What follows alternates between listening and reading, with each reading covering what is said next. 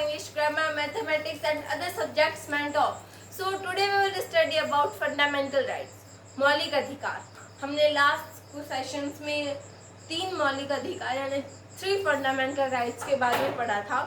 First था right to equality, second था right to freedom and third था right against exploitation. और आज का हमारा जो फोर्थ फंडामेंटल राइट है वो है कल्चरल एंड एजुकेशनल राइट, सांस्कृतिक और शैक्षिक अधिकार.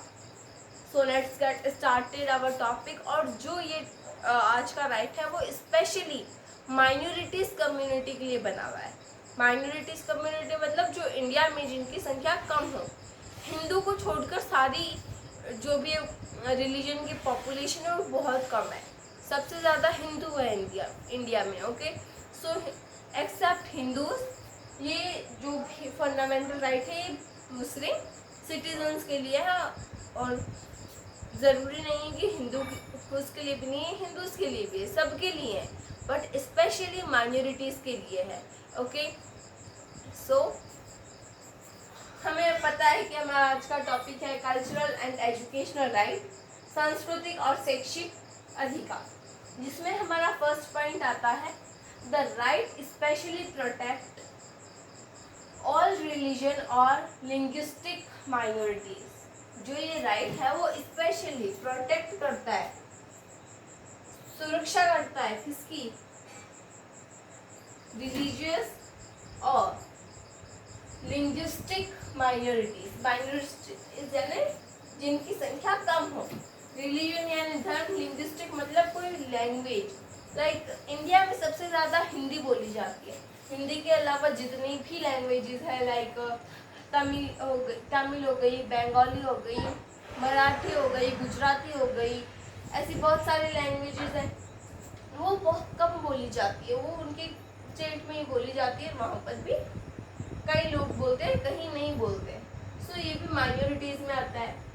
तो ये स्पेशली प्रोटेक्ट करता है लैंग्वेज और रिलीजन की माइनॉरिटीज़ को. जिनकी संख्या कम हो उन्हें स्पेशली प्रोटेक्ट करता है. ओके, देन सेकंड है these minorities communities have right to set up their own educational institutions. जो ये माइनॉरिटीज कम्युनिटीज के लोग होते हैं एक्सेप्ट हिंदू, सभी कम्युनिटीज के या सभी रिलीजन के लोग माइनॉरिटी में आते हैं.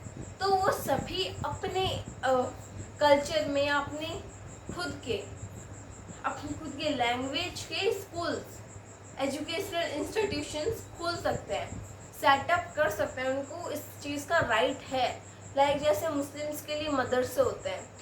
अभी ज़रूरी नहीं है कि मुस्लिम मदरसे में ही पढ़े, वो कहीं पे भी पढ़ सकते हैं, बट उनको ये राइट है कि वो अपनी जो पीढ़ी है अपने कल्चर और जो लैंग्वेज है उनके बारे में बच्चों को ज़्यादा ध्यान से पढ़ाने के लिए, या उनको ऐसा लग रहा है कि हाँ इसी चीज़ में आगे जाएं, तो वो मदरसे में भी डाल सकते हैं. वहाँ पे उर्दू सिखाई जाती है और जो भी मुस्लिम्स वगैरह का होता है वो सब उधर सिखाया जाता है.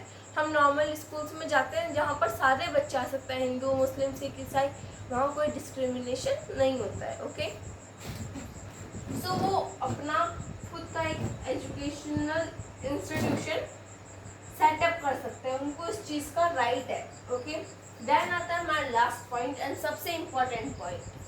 The main goal of this school is to help minorities to preserve their culture and education.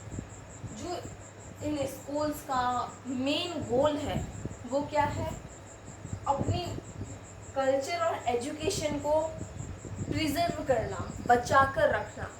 क्योंकि उनकी जो माइनॉरिटीज़ कम्युनिटीज़ हैं वो बहुत कम है संख्या में, तो जिसके कारण इतनी एजुकेशनल इंस्टीट्यूशन वगैरह कहीं पे नहीं है. और जहाँ पर है उनका यही है, मेन गोल यही है कि वो जो अपना कल्चर है, अपनी एजुकेशन है, वो अपनी लैंग्वेज में अपने रिलीजन के अकॉर्डिंग पढ़ा सके. इन सभी चीज़ों को प्रिजर्व करने के लिए ये स्कूल बनाए जाते हैं. ओके, सो ये है सबसे इम्पोर्टेंट पॉइंट. ओके, सो ये था हमारा आज का fundamental right, cultural and educational right. आज का ये टॉपिक हमारा हो चुका है क्लियर। सो आई होप कि जो आज का सेशन है वो आपको समझ आया होगा। If you like the video please to like, share and subscribe my channel Mansi's classes for more interesting and helpful videos of English grammar, mathematics and other important subjects. Thank you. Have a nice day.